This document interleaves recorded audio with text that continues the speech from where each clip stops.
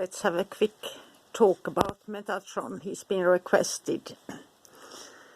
And I start with the old facts about him that is found in the Bible and so on. And even the old spelling here. As in Dr. Rudd's 9 hierarchies of spirits and in the old magical grimoires. Metatron in the 9th movable heaven in the order of the seraphims, primum mobile. And there we go into the Jewish tradition. The patriarch Enos was caught up to the heavens without dying on this earth and transformed into the Archangel Metatron, and the throne was set up from him near the gates of the 7th heaven, that in those days were the highest. And through the heavens it was proclaimed that Enoch would be known as Metatron, the voice of God. And Enoch's body was transmuted to celestial fire, his whole body set ablaze. His frame was consuming fire, to his right flashed flames of fire along with storm, hurricanes, whirlwind and thundering. So this is quite a bit different from the Metatron in the New Age community. And he's a seraphim. Merkava and Balim Shem to the earliest history. In the beginning of the Common Era, the Merkava and Hekhalot traditions rise. The practice used by descendants of the chariot, they were called, to experience Ezekiel's chariot vision, the Merkava tradition, and connect and converse with the angels and master the Torah. And here are the books of Enoch and Ezekiel and the Midrash, the oral tradition, especially important. And I listed the most important books. Enoch, the 3rd Enoch, that is the Hebrew book of Enoch. You have 3 different Enoch books. And then I hope I pronounce it right, Ma'aseh Merkava, and a round translation working of the chariot. Old Hebrew is difficult. Hekhalot Rabbati, and that is the book of the greater palaces, and Hekhalot Sutarti lesser palaces. And the miracle workers, called Baal Shem, masters of the name of God.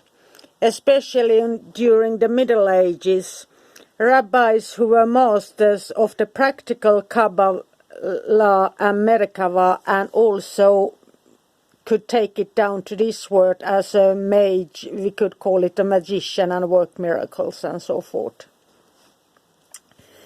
And back in the days, the Kabbalah was a practice of meditation and contemplation of the Holy Scripture, as found in the old book of the Sefer Bahir, Book of Brightness, Sefer Yetzirah, Book of Formation, and Sefer Zohar, Book of Splendor.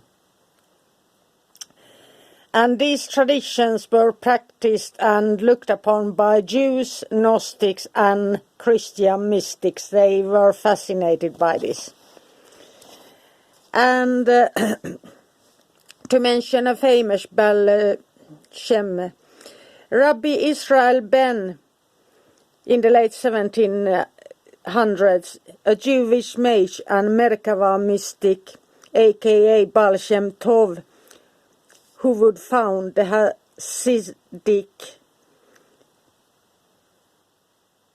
tradition. And that was, I think it was either Siberia or Ukraine that happened. So my Finnish roots are quite connected to the Hasidic thing, and so that you mix spirituality with magic wasn't so strange for me as in the Orthodox Church. This was magic as well, and so it was quite nice. But let's look at the differences between. Here we use the Dr. Nine's 9 hierarchies of angels. And here we have the evocation of the Metatron. And this is just the short part of the whole ritual. This is pure evocation of the old things. And this is to be recited. And then you have all the other things as well. So I was used to working with Metatron that way. And then I was asked to help people with this book. And I did the evocation of Metatron according to this book. And I was, and I'm still are. Metatron is Metatron, and I have had him in my life so long. But how they work and feels a bit different. And that's something I'm trying to work out. But then I thought also that since I've come from the old grimoires and so on, I've already established a decades-long connection to them. So my experience with working with a modern book won't be the same as for somebody who starts afresh. So that has, since Metatron is much more than in the New Age thing, and I know that at least here in Scandinavia, where I live currently, is that Finland is not a part of Scandinavia. We are very strict about that.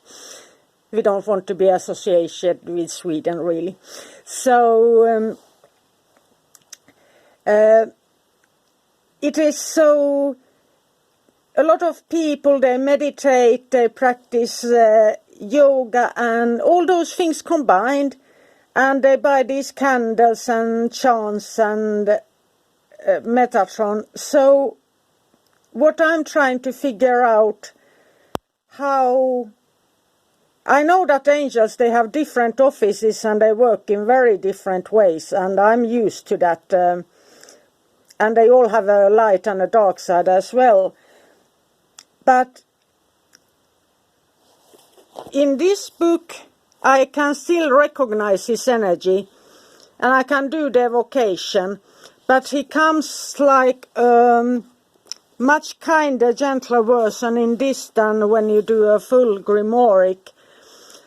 But I think also that when you are young and starting out and you do the grimoire version, in order to respect God, they put you down quite hard there, so you really try to become the best you can be. And the modern books, they flip over the part of how you will evolve and keep on trying to climb to the highest throughout your whole life and do the work every single day.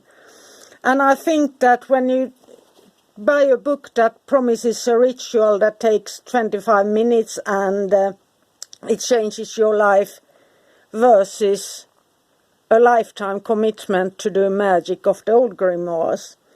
So I think that I would be so happy to hear about your comments, since I can feel Metatron's energy in these and more modern books as well. But he's just in a more gentle, kind, more human way, if that makes sense. And he doesn't have the same power as he does in the old. So I don't know if it means that the heaven is closer to us during times of chaos. And I know that the angels are just touch the side by side you in the air and you have an angel standing by you. It's like that right now. And that's a good thing. So they are so simple to reach. But my old brain is trying to figure this out. And so I ask you, have you felt differences, how easy it is to call angels lately and so on? I would love to know that. And I hope this gives you all who searches for the old historical truth a simple way where to begin. And then once you find the old literature, any new book should be referring to these books. So that's what's my thought behind these books. Their references and resources are always going on. But I want to find the truth, that story behind, not what somebody says. I want to find the truth myself. And that's what I think that you also want to do if you listen to my rambles. So, have a magical, magical day, and bye for now.